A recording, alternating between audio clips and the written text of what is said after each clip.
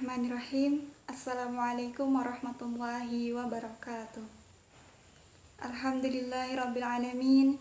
Assalatu wassalamu ala ashrafil anbiya'i wal mursalin Sayyidina wa maulana Muhammadin wa ala alihi wa sahbihi ajma'in. Amma ba'du. Subhanaka la ilma lana illa ma'allamtana innaka antal alimul hakim. Wala hawla wala quwwata illa billahil aliyyil azim. Ila hadratin nabiyil mustafa Muhammadin sallallahu alaihi wasallam wa ala alihi wa azwajihi wa dhurriyyatihi wa ahli baitihi al-kiram. Syai'ul lillahi lahumul fatihah.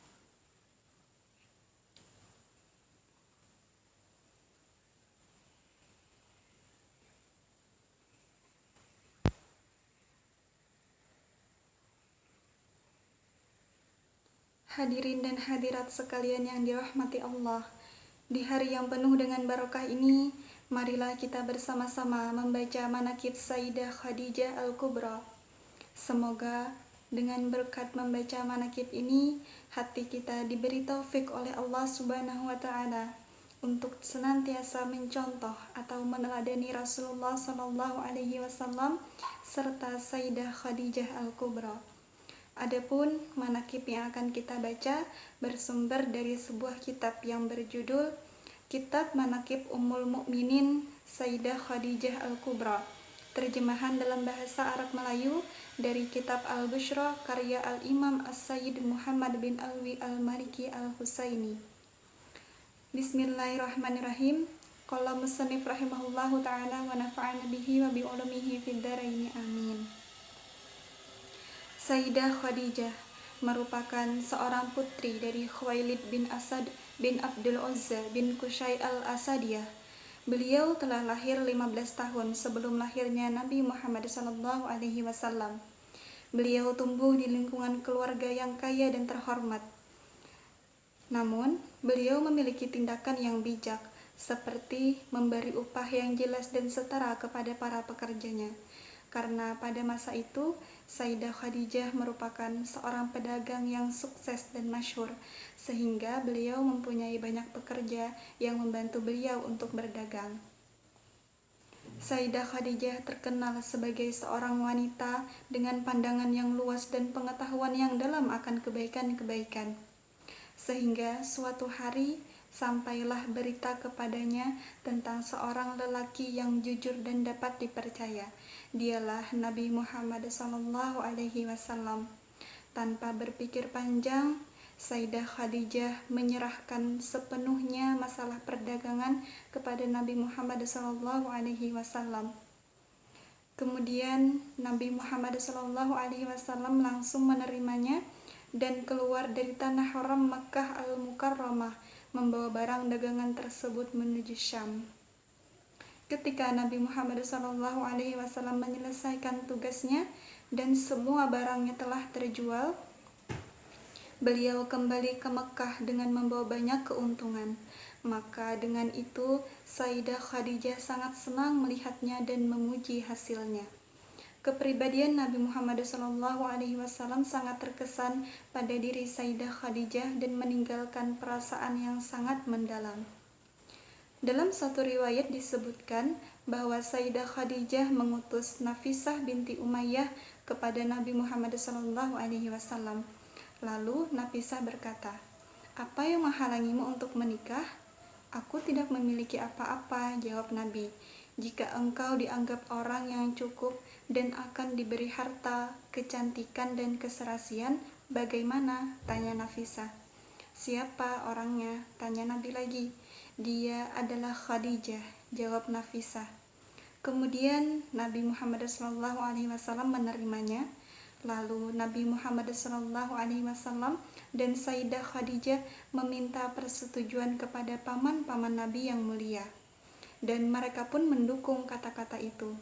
Lalu paman Sayyidah Khadijah berkata, "Saksikanlah wahai kalian bangsa Quraisy bahwa aku telah menikahkan Muhammad bin Abdullah dengan Khadijah binti Khuwailid."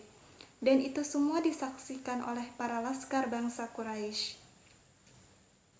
Sayyidah Khadijah Sungguh memiliki saat-saat bersama suaminya Nabi Muhammad SAW yang patut untuk dibanggakan.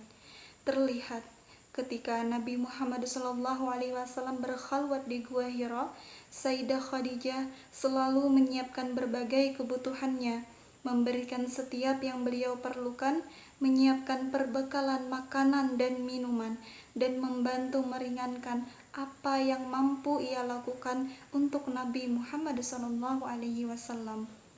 Jika kepergian Rasul telah terasa lama, Sayyidah Khadijah pun segera meninggalkan berbagai kesibukan yang ia lakukan untuk menjenguk tempat di mana Rasulullah tengah berada. Ketika berada di sana dan melihat Rasulullah tengah berada dalam peribadatan kepada Tuhannya dan tenggelam dalam tafakkur yang dalam dan tenggelam dalam kesendirian bersama Tuhannya, maka Sayyidah Khadijah pun berbalik pulang tanpa berucap sepatah kata pun, kata-kata yang mungkin dapat mengganggu dan memutuskan perjalanan ibadah Rasulullah SAW.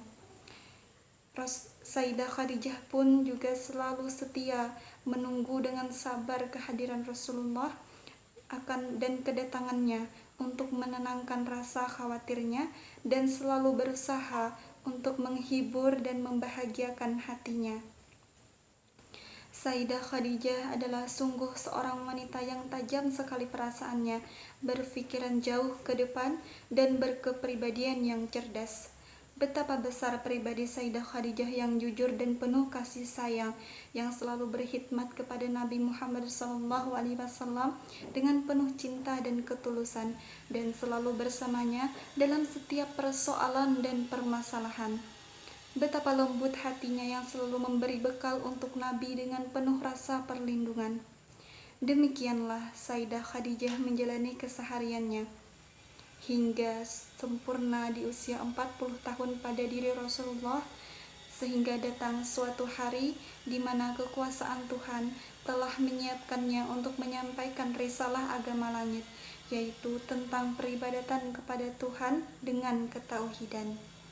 Sayyidah Khadijah adalah orang yang selalu mendampingi Rasulullah dalam suka maupun duka.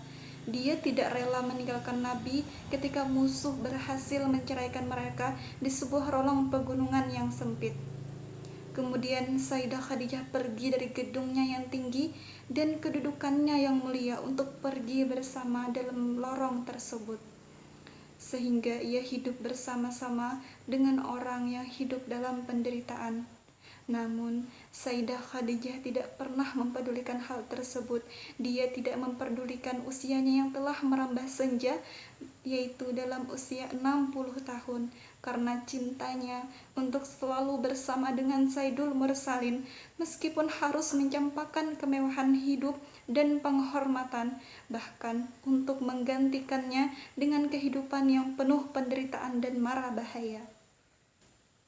Maka sudah selayaknya lah sejarah menempatkan Sayyidah Khadijah di barisan depan orang-orang besar dan menghiasi goresan-goresan sejarah dengan kemuliaan pribadinya. Ketika berbagai kebaikan yang amat mengagumkan telah sempurna bagi diri Sayyidah Khadijah dan cahaya serta tanda-tandanya telah semakin nyata, Sayyidah Khadijah mendapat panggilan dari haribaan Tuhan pada hari ke-11 bulan Ramadan, 3 tahun menjelang hijrahnya Nabi Muhammad SAW. Pada saat itu, belumlah sempat Rasulullah mensalatkan jenazahnya, karena saat itu salat jenazah belum disyariatkan.